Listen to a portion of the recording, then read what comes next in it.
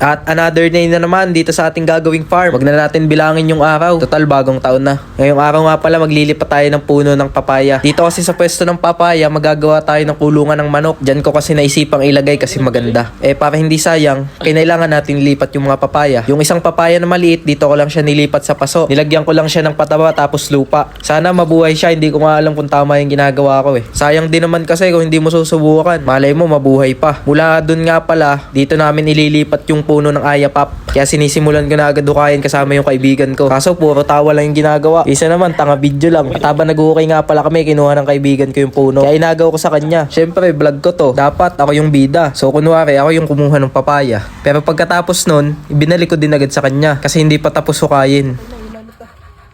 At pagkatapos nga palang hukayin, ayan na, sinusukat na namin. Tapos sisimulan na naming tambakan. Parehas lang dun sa isang papaya, nilagyan ko din siya ng pataba bago namin tabunan ng lupa. Nasa ganun, may suporta siya makukuha. Medyo manghihina kasi ang puno kapag nilipat mo. Nabuhay naman yan. Late upload kasi tong video kaya ako nasabi. Ayun lang naman, huwag kayo mainip. Pakunti-kunti, mabubuo din natin tong pangarap nating farm. Kung na-enjoy mo tong video, please like, share, and follow. Thank you sa panonood. See you sa next video.